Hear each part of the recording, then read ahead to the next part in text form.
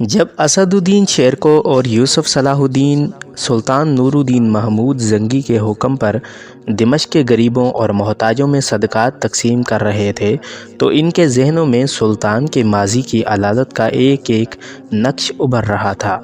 ہمیں کسی بھی سنگین صورتحال کے لیے تیار رہنا چاہیے۔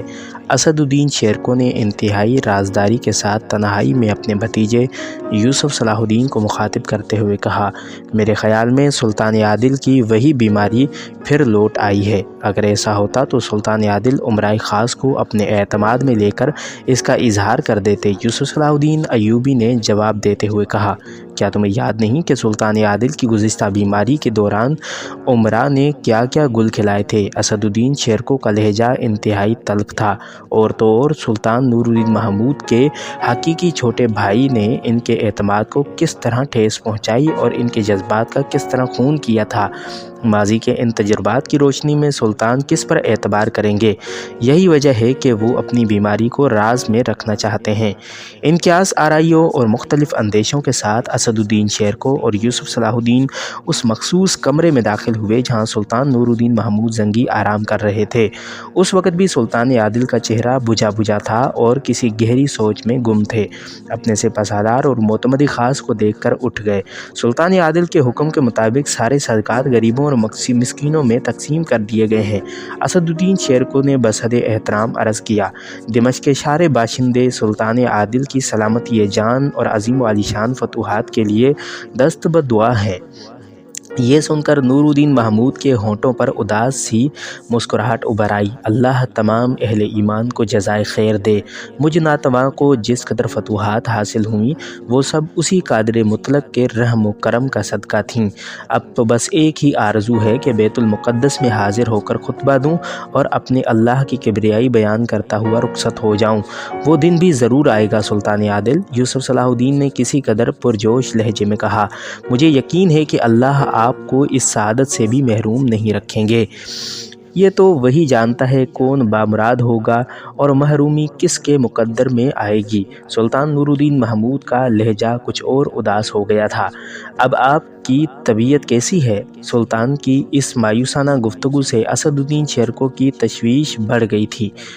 ہماری گزارش ہے کہ آپ اس سلسلے میں کسی قسم کی کوتاہی نہ برتیں اور بلا تاخیر طبیبان خاص سے مشورہ کر لیں، ورنہ ہم زندگی بھر یہ سوچ کر شرمندہ رہیں گے کہ ہم نے اپنا فرض منصبی ادا نہیں کیا۔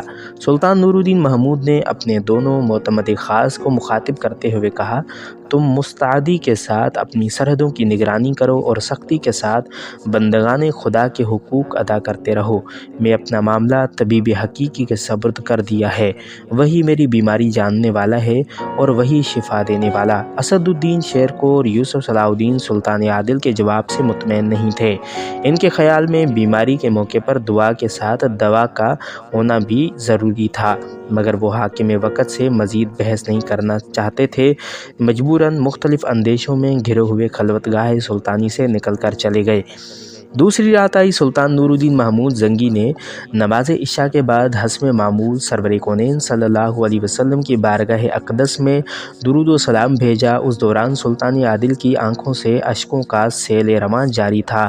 پھر اسی گریہ وزاری کی حالت میں یہ دعا کرتے ہوئے سو گئے، اے اللہ، میں کیسا خواب دیکھ رہا ہوں، اپنے اس گنہگار بندے پر اس کی تعبیر منکشف فرما دے۔ پھر جیسے ہی سلطان نور الدین کی آنکھ لگی، خواب میں وہی منظر دوبارہ ابھر آیا۔ سرور مہتاب صلی اللہ علیہ وسلم والی شام کو مخاطب کر کے فرما رہے تھے، نور الدین، یہ لوگ مجھے بہت ستا رہے ہیں، جلدی اٹھو اور ان کے فتنہ و شر کا خاتمہ کرو۔ اتنا فرما کر سرور دو عالم صلی اللہ علیہ وسلم واپس تشریف لے گئے۔ اس کے بعد خواب میں دوسرا منظر ابھرا، وہی دو نورانی چہرے، لمبی لمبی سفید داڑھیاں اور سفید داڑھیوں کے علاوہ وہی دلکش خد و خال جن سے انتہائی معصومیت جھلک رہی تھی۔ پھر کچھ دیر بعد وہ دونوں چہرے بھی غائب ہو گئے۔ گھبرا کر نور الدین محمود زنگی کی آنکھ کھل گئی، پورا جسم پسینے سے شرابور تھا۔ پیغمبر مہتاب صلی اللہ علیہ وسلم کی زیارت مبارک سے ادا ہونے والے مقدس کلمات کی घबरा कर नूरुद्दीन महमूद जंगी की आंख खुल गई। पूरा जिस्म पसीने से शराबूर था। पैगम्बर इस्लाम सल्लल्लाहु अलैहि वसल्लम के ज़ुबान मुबारक से अदा होने वाले मुक़द्दस कलिमात की बाज़ गश्त फिर सुनाई दी। नूरुद्दीन महमूद, ये लोग मुझे बहुत सता रहे हैं। सुल्तान नूरुद्दीन महमूद के जिस्म पर लर्ज़ा तारी हो गया और आंखों से आंसू बहने लगे। सुल्तान आदिल घबराकर सजदे में चले गए। फिर उस वक़्त तक गिरियाज़ारी करते रहे और तौबा व इस्तग़फ़ार करते रहे जब तक फ़जर की अज़ान न हो गई। दूसरे दिन सुल्तान आदिल ने पहले दिन से भी ज़्यादा गरीबों में सदक़ात तक़सीम कराए। वाली शाम को इस ख्वाब ने इस कदर रंजीदा खातिर कर दिया था कि न कमरे से बाहर निकले और न दरबार आरास्ता किया। सुल्तान आदिल की गोशा नशीनी से उमरा में शदीद इज़्तिराब पैदा हो गया। तमाम ओहदेदारान सल्तनत सुल्तान नूरुद्दीन से मुलाकात करके सूरत हाल जानना चाहते थे, मगर सुल्तान आदिल ने मिलने से इनकार कर दिया।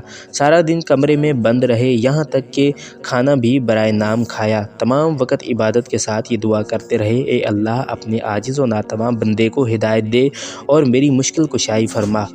फिर तीसरी रात भी सुल्तान नूरुद्दीन महमूद जंगी ने वही ख्वाब देखा। हिदायत मिल चुकी थी।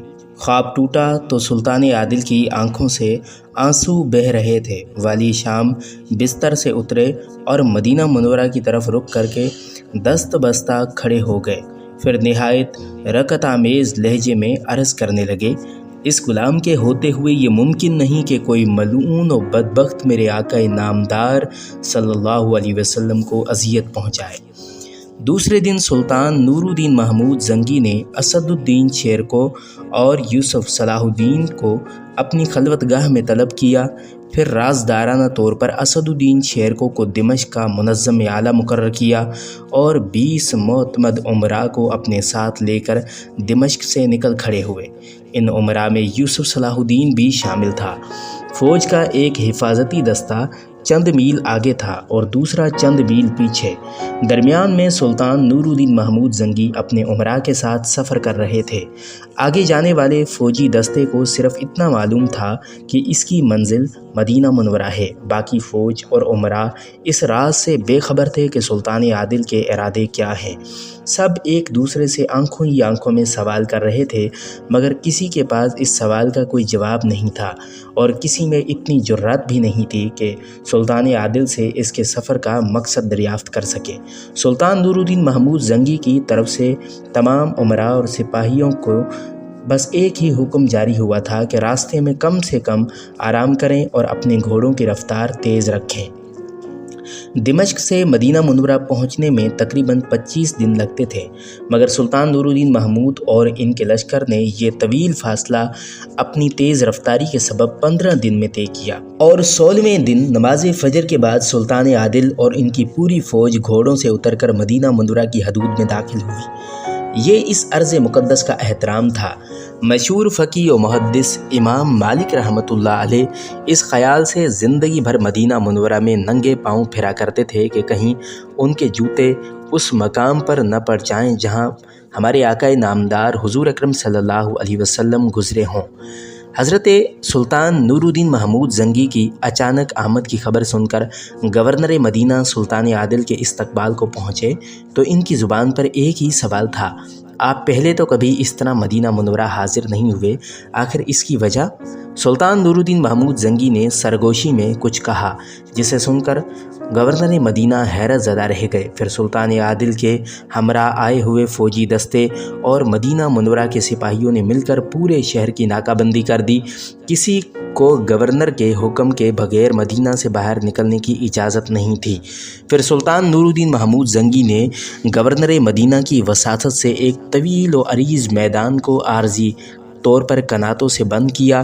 तमाम उमरा और गवर्नर मदीना सुल्तान आदिल के इस पुरअसरार तर्ज़ अमल पर हैरान थे। इन तमाम कामों से फ़ारिग होने के बाद नूरुद्दीन महमूद जंगी ने गवर्नर मदीना से कहा, आप ऐलान करा दीजिए कि कल हमारी तरफ से तमाम अहले मदीना की ज़ियाफ़त है, सब लोग हमारे साथ खाना खाएंगे और इसके साथ ये तंबीह भी करा दीजिए कि जो शख्स इस दावत में शरीक नहीं होगा वो सज़ा का मुस्तहक़ करार पाएगा। थोड़ी देर बाद गवर्नर मदीना के हरकारे गली गली कूचे कूचे ये ऐलान करने लगे। बड़ा अजीब ऐलान था। तमाम अहले मदीना हैरत ज़दा रह गए थे, मगर इस हैरत के साथ इन्हें मुसर्रत भी थी कि वो सुल्तान नूरुद्दीन महमूद जंगी जैसे नेक सीरत हुक्मरान की दावत में शरीक होंगे। फिर दूसरे दिन जब तवील व अरीज़ मैदान मकामी बाशिंदों से भर गया तो इंतहाई पुरतकल्लुफ़ और लजीज़ खानों से मेहमानों की तवाज़ो की गई। उस दौरान सुल्तान नूरुद्दीन महमूद अपने उमरा, गवर्नर और दूसरे अफसरान मदीना के साथ दरवाज़े पर खड़े हो गए। जो शख्स खाने से फारिग हो जाता वो इसी दरवाज़े से बाहर आता। सुल्तान आदिल इस शख्स को बहुत गौर से देखते, फिर जाने की इजाज़त दे देते। दरवाज़े पर मौजूद तमाम उमरा और मदीना मुनव्वरा के तमाम छोटे बड़े सरकारी अफसर हैरान थे कि आखिर सुल्तान नूरुद्दीन महमूद किसकी तलाश में है। फिर जब दावत का आखिरी मेहमान भी खाना खाकर चला गया तो सुल्तान आदिल ने बड़ी मायूसी से अपने सर को जुम्बिश दी। इनमें से कोई भी नहीं। सुल्तान नूरुद्दीन महमूद के लहजे में इंतहाई उदासी झलक रही थी और वो चेहरे से बहुत ज़्यादा परेशान नज़र आ रहे थे। सुल्तान, आप किसे ढूंढ रहे हैं? गवर्नर मदीना ने वाली शाम से पूछा। नूरुद्दीन महमूद ने अपने दिल की बात बताने के बजाय गवर्नर मदीना से सवाल किया, आप समझते हैं कि मेरी दावत में इस अर्ज़ मुक़द्दस के तमाम रहने वाले शरीक हुए थे? मेरा तो यही ख्याल है, गवर्नर मदीना ने जवाब दिया। इस कदर सख्त अहकाम जारी किए गए थे कि कोई शख्स शरीक महफिल हुए बगैर नहीं रह सकता था। गवर्नर मदीना का जवाब सुनकर सुल्तान नूरुद्दीन महमूद जंगी बहुत ज़्यादा परेशान नज़र आ रहे थे। दीगर अफराद भी एक अजीब सी फ़िक्र में मुब्तला थे कि अचानक मदीना मुनव्वरा की इंतज़ामी अफसर ने सुल्तान आदिल को मुखातिब करते हुए कहा, सिर्फ़ 2 अफराद इस दावत में शरीक नहीं हुए थे। सुल्तान नूरुद्दीन महमूद ने घबरा कर उस शख्स से पूछा, वो दोनों कौन हैं? सुल्तान मोहतरम, वो दोनों नहायत आबिद व ज़ाहिद इंसान हैं। मदीना मुनव्वरा के इंतज़ामी अफसर ने जवाब देते हुए कहा, वो दोनों तारिक दुनिया लोग हैं, दिन रात इबादत में मसरूफ़ रहते हैं। किसी दावत में शरीक होना तो दूर किनार है, वो लोगों से मिलना भी गवारा नहीं करते। अगर इन्हें कुछ वक़्त मिलता है तो जन्नतुल बकी में लोगों को पानी पिलाते हैं। वो लोगों से मिलना भी गवारा नहीं करते। अगर इन्हें कुछ वक़्त मिलता है तो वो जन्नतुल बकी में लोगों को पानी पिलाते हैं। इन दोनों नादीदा अफराद का जिक्र सुनकर सुल्तान नूरुद्दीन महमूद के चेहरे पर इत्मीनान व आसूदगी का रंग उभर आया। फिर सुल्तान आदिल ने गवर्नर मदीना से कहा कि इन दोनों को सरे दरबार पेश किया जाए। फिर जब वो दोनों आबिद व ज़ाहिद इंसान सरे दरबार लाए गए तो नूरुद्दीन महमूद ने एक नज़र में इन्हें पहचान लिया। ये वही दोनों थे जिनके चेहरे सुल्तान आदिल को 3 बार ख्वाब में दिखाए गए थे और सरवर कौनैन सल्लल्लाहु अलैहि वसल्लम ने इन्हीं के बारे में फ़रमाया था कि ये लोग मुझे सता रहे हैं। इन दोनों को देखकर नूरुद्दीन महमूद जोशे इज़्तिराब में अपनी नशिस्त पर खड़े हो गए।